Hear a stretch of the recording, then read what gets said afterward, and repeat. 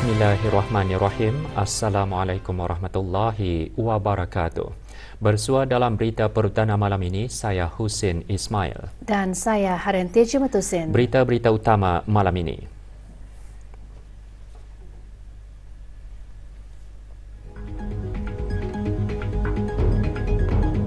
Kebawah Duli Yang Maha Mulia Paduka Seri Baginda Sultan dan Yang di-Pertuan Negara Brunei Darussalam mengalu-alukan kedatangan delegasi Singapura untuk program pemimpin muda.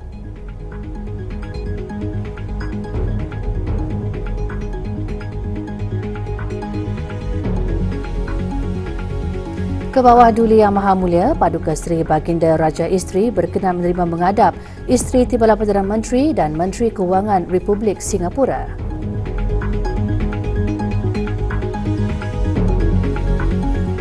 Kebawah Duli Yang Maha Mulia Paduka Seri Baginda Sultan Haji Hassanah Bolkiah Muizzaddin Wad Daulah Ibni Almarhum Sultan Haji Omar Ali Saifuddin Sa'dul Khairiwaddin Sultan dan Yang di-Pertuan Negara Brunei Darussalam berkenan menerima menghadap Tuan Yang Terutama Lawrence Wong, Timbalan Perdana Menteri dan Menteri Kewangan Republik Singapura. Majlis menghadap berlangsung petang tadi di Istana Nurul Iman.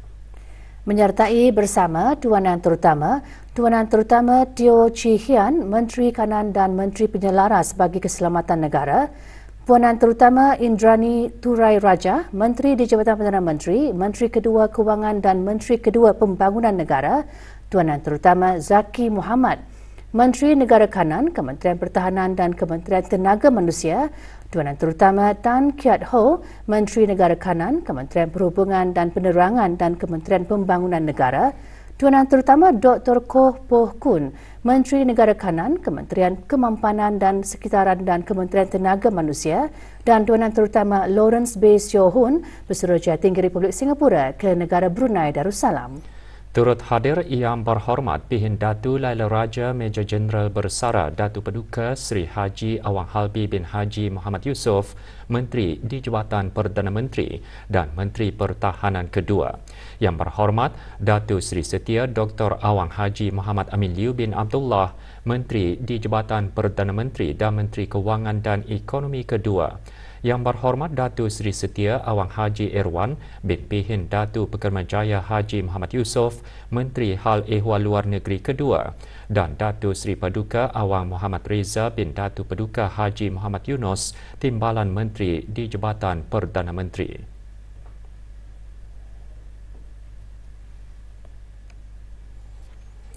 Semasa majlis menghadap, Kebawah Duli Yang Maha Mulia mengalu-alukan kedatangan delegasi dari Singapura untuk edisi ke-9 program Pemimpin Muda YLP yang merupakan kali pertama Tuan Yang Terutama Timbalan Perdana Menteri dan Menteri Kewangan sebagai ketua delegasi.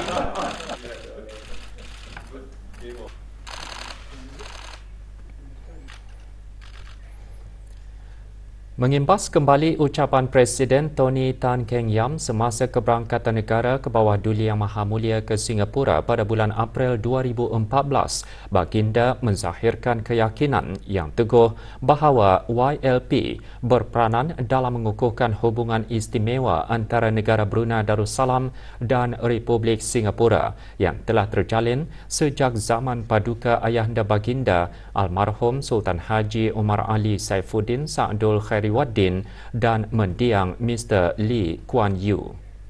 Sehubungan itu, Kebawah Duli Yang Maha Mulia merakamkan penghargaan kepada Tuan Yang Terutama Teo Chee Hean, Menteri Kanan dan Menteri Penyelaras bagi Keselamatan Negara sejak mengetuai program Pemimpin-Pemimpin Muda kali pertama ke negara Brunei Darussalam dalam tahun 2013, yang mana atas pimpinan bijaksana Tuan Yang Terutama telah menyumbang kepada banyak pencapaiannya.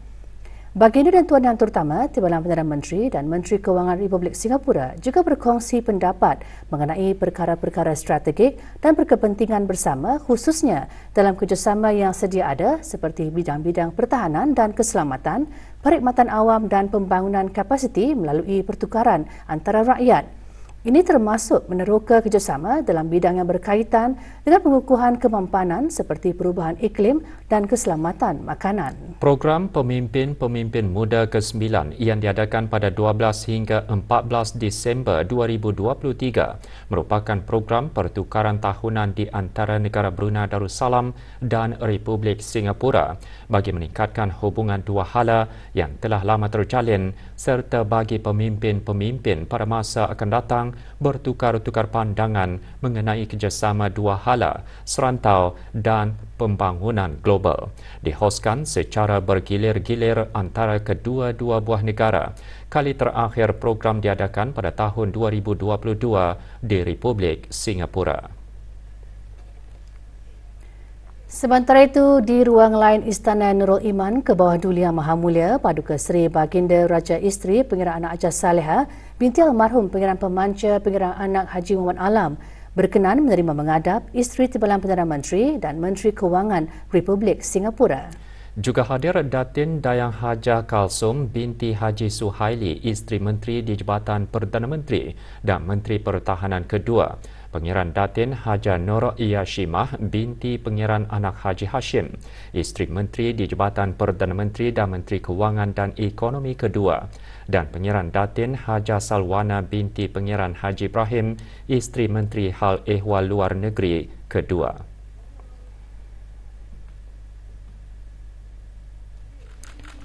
Kebawah Duli Yang Maha Mulia Paduka Seri Baginda Raja Isteri berkenan menerima menghadap Puan Lu.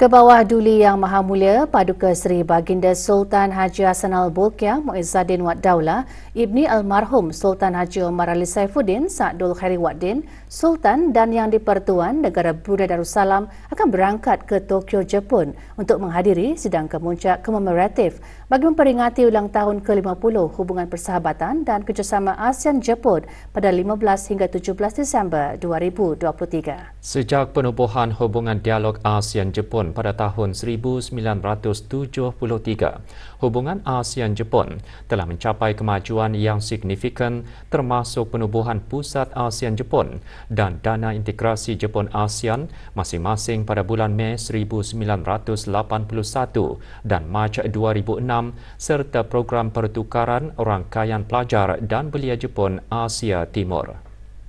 Untuk meraihkan kejayaan ini, ASEAN dan Jepun bersetuju untuk menetapkan tahun ini sebagai tahun memperingati 50 tahun hubungan persahabatan dan kerjasama ASEAN-Jepun dan menggalakkan pertukaran antara rakyat dan mengadakan pelbagai acara serta program pertukaran dalam pelbagai bidang termasuk ekonomi, budaya, pertukaran belia dan pelancongan di sepanjang tahun.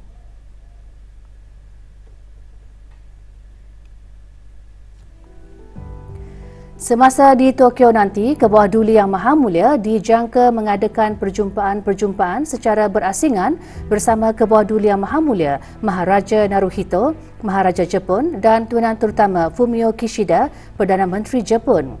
Manakala sidang kemuncak komemoratif yang akan diadakan bersempena dengan ulang tahun ke-50 hubungan dialog ASEAN-Jepun pada tahun 2023 akan dipengerusikan bersama oleh Tuan Terutama Joko Widodo, Presiden Republik Indonesia sebagai pengerusi ASEAN tahun ini dan Tuan Terutama Fumio Kishida, Perdana Menteri Jepun serta dihadiri oleh para pemimpin ASEAN yang lain. Ia dijangka meluluskan visi baru dalam mengukuhkan dan meningkatkan hubungan perkongsian strategik komprehensif di antara ASEAN dan Jepun bagi memastikan keamanan, kestabilan dan kemakmuran di Asia Tenggara. Pada sidang kemuncak komemoratif bagi memperingati ulang tahun ke-40 hubungan persahabatan dan kerjasama ASEAN-Jepun yang diadakan pada 14 Disember 2013 di Tokyo. Kebawah Duli Yang Maha Mulia selaku pengerusi ASEAN pada tahun 2013 bersama para pemimpin ASEAN dan Jepun lainnya meluluskan Vision Statement on ASEAN-Japan Friendship and Cooperation and its Implementation Plan yang mempromosikan kerjasama berdasarkan 4 tunjang iaitu Partners for Peace and Stability, Partners for Prosperity, Partners for Quality of Life dan Heart-to-Heart Partners. Pada masa yang sama, kenyataan bersama mengenai isu serantau dan global juga telah diluluskan bagi menangani cabaran-cabaran serantau dan global serta isu-isu yang berkepentingan bersama di antara ASEAN dan Jepun.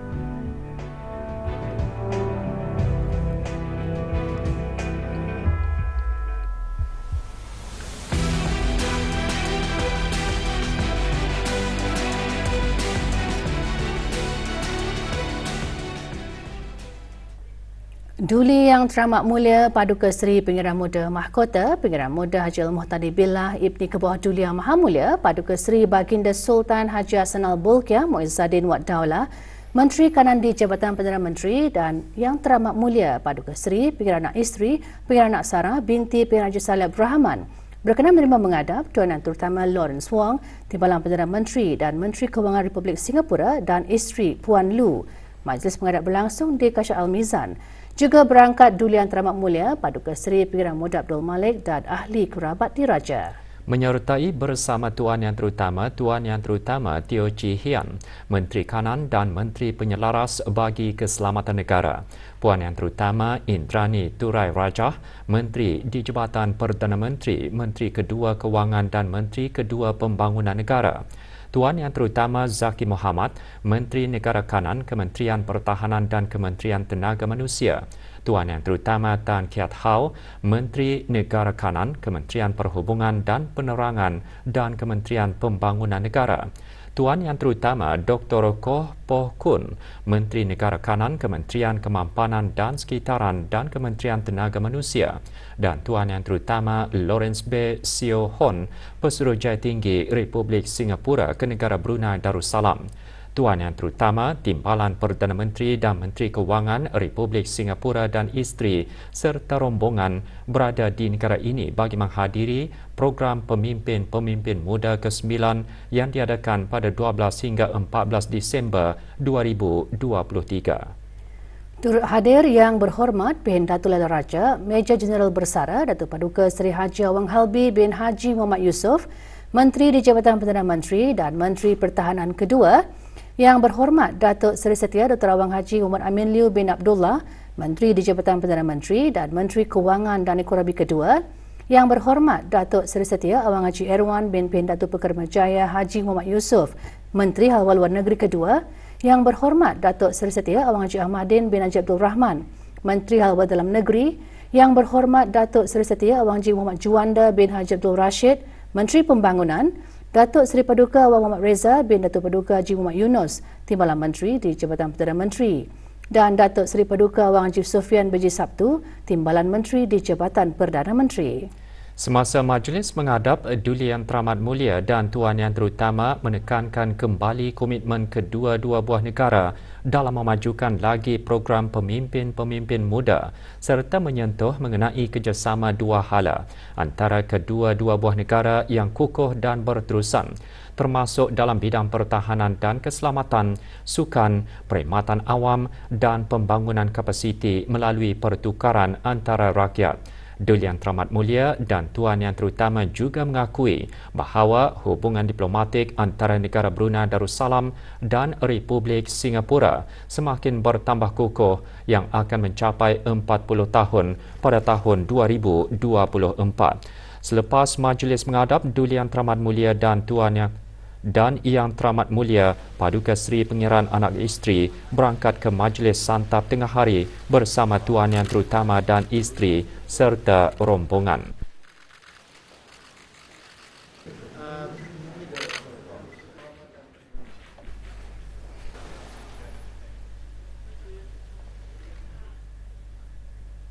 Pelaksanaan program latihan perkhidmatan pelanggan membina keyakinan masyarakat terhadap perkhidmatan penjagaan kesihatan. Ikuti bahan beritanya selepas ini.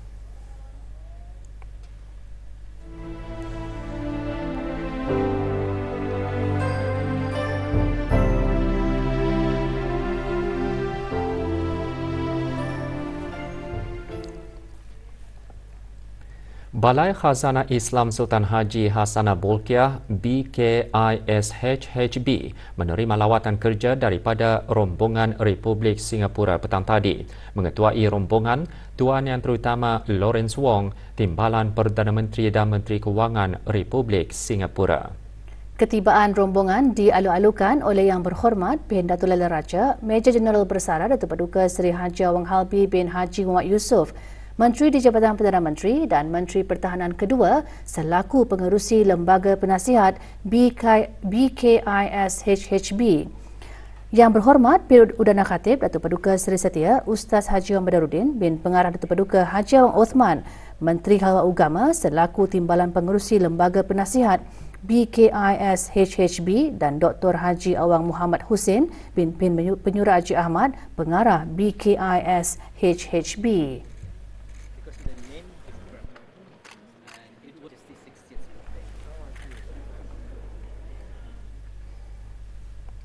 Pelaksanaan program latihan perkhidmatan pelanggan bagi para pegawai dan kaki tangan barisan hadapan Kementerian Kesihatan dihasrat dapat membantu membina keyakinan masyarakat dan orang ramai terhadap perkhidmatan penjagaan kesihatan. Menurut Menteri Kesihatan, melalui program tersebut, ia juga diharap dapat menghasilkan petugas-petugas barisan hadapan yang sentiasa bersikap profesional dan merempati dalam memberi layanan kepada pesakit. Yang Berhormat Datuk Seri Setia Dr. Awang Haji Muhammad Isham bin Haji Jaafar menyuarakan harapan tersebut semasa sesi dialog awam. Sesi berlangsung pagi tadi di Dewan Al-Afiah Kementerian Kesihatan. Mesra dan Mahir Hemah akan meninggalkan impak yang positif dan sekaligus akan meningkatkan imej dan reputasi Kementerian Kesihatan sebagai penyedia perkhidmatan penjagaan kesihatan yang cemerlang di negara ini. Bersifat sopan santun, sabar, prihatin, pemedulian dan bertindak dengan pantas, terutama sekali mereka yang sangat-sangat memerlukan bantuan yang segera dan seterusnya menyumbang ke arah kepuasan hati pelanggan serta patient's experience yang lebih positif. Sesi dihadiri oleh kira-kira 300 pegawai dan kaki tangan Kementerian Kesihatan yang bertugas di daerah Brunei dan Muara. Juga diadakan taklimat mengenai dapatan kaji selidik perkhidmatan perhubungan pelanggan dan tindak balas standard bagi pemedulian pelanggan. Sesi yang sama juga akan dilaratkan bagi para pegawai dan kaki tangan kementerian berkenaan yang bertugas di daerah Belait, daerah Tutong dan daerah Tempurung sepanjang bulan ini.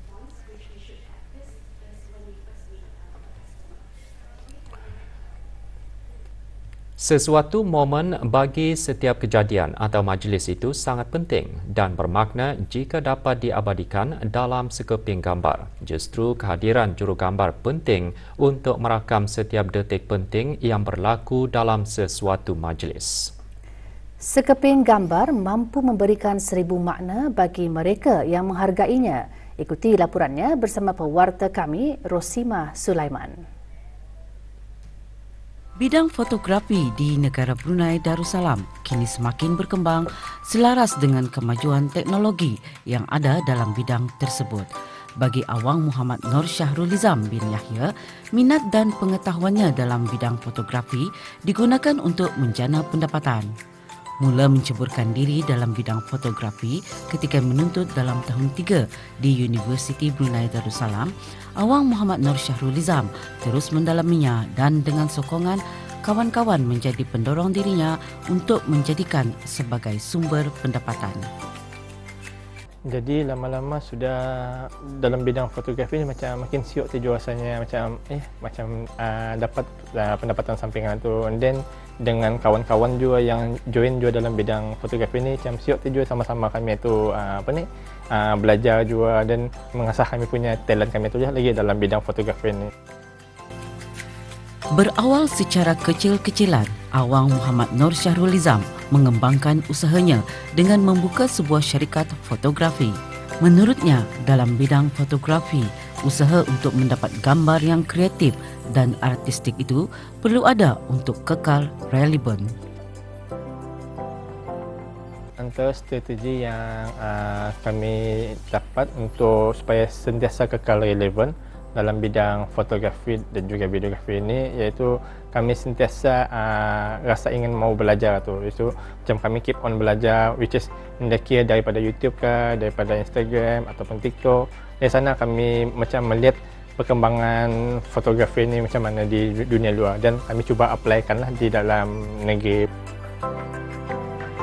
Sebagai juru gambar, tercetusnya ilham dan idea bergantung kepada keadaan untuk mengambil gambar yang menarik. Dalam erti kata lain, kecekapan dan pengetahuan juru gambar itu penting dalam menghasilkan sekeping gambar yang bakal menjadi ristaan sepanjang zaman. Laporan Rosimah Sulaiman untuk Berita RTB. Pendedahan seni kreatif kepada kanak-kanak dapat membentuk jati diri mereka selain melahirkan sikap kreatif dalam diri dan merangsang perkembangan minda. Sebuah sekolah swasta di negara ini telah mengambil inisiatif membantu membina kemahiran asas pendidikan kanak-kanak melalui aktiviti kraft tangan seperti membuat tembikar. Ingin mengetahui lebih lanjut mengenainya, Aisyah Jailani ada laporannya. Sekolah Antarabangsa EML yang ditubuhkan pada tahun 2021 menerapkan kepentingan didikan seni dan kreatif kepada kanak-kanak seawal usia 3 tahun dengan aktiviti membuat tembikar menggunakan tanah liat. Is a connection to earth. So manipulating clay makes them feel closer to nature, which is so important for children in this age of technology that we live in. Clay is such a moldable item and it can be shaped in obviously anything that the child can imagine. So it really expands their imagination, their understanding of the world and how things work. Kemahiran asas yang diajarkan juga membantu pembentukan fizikal dan mengembangkan fungsi otak kanak-kanak. Actually, the portrait helps kids with hand-eye coordination and problem solving and creativity. They learn to create something from scratch and see the fruit of their labor. Ibu bapa memainkan peranan penting dalam menyelahkan kreativiti anak-anak. Jika diasah sejak kecil lagi, ia dapat membantu mengesan bakat mereka apabila dewasa nanti. Aisyah Jailani melaporkan untuk Berita RTB. Separuh jalan di Jambatan Sungai Arut, Jalan Junjungan akan ditutup sementara mulai esok 13 Disember hingga 18 Disember ini. Menurut Sarah Akhbar Jabatan Kerja Raya JKR, Kementerian Pembangunan, penutupan bermula pukul 8 pagi hingga 5 petang disebabkan kerja penurapan aspal di jambatan berkenaan. Para pengguna diingatkan agar memperlahankan kenderaan dan sentiasa berhati-hati di kawasan berkenaan. Sementara itu, sebahagian jalan di Jalan Bunga Simpur, Kuala Belait juga akan ditutup sementara esok dari pukul 8.30 pagi sehingga kerja-kerja selesai. Penutupan tersebut bagi membolehkan kerja-kerja pembaikan paip pembentung di jalan berkenaan. Para pengguna jalan raya dinasihatkan untuk sentiasa mematuhi arahan papan-papan tanda dan berhati-hati di kawasan berkenaan.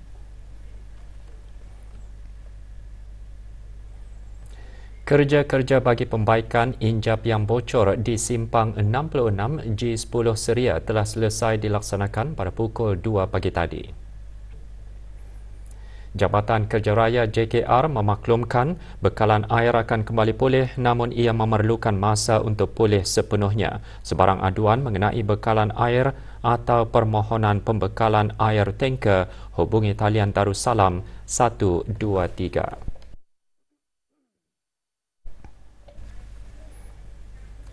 Bahagian Industri dan Ekosistem Perniagaan IBE melalui Unit Sukatan dan Timbangan SDT di bawah Kementerian Kewangan dan Ekonomi akan melaksanakan kerja-kerja pemeriksaan dan penelitian bacaan ketepatan ke atas alat sukatan jenis pam minyak di stesen-stesen minyak.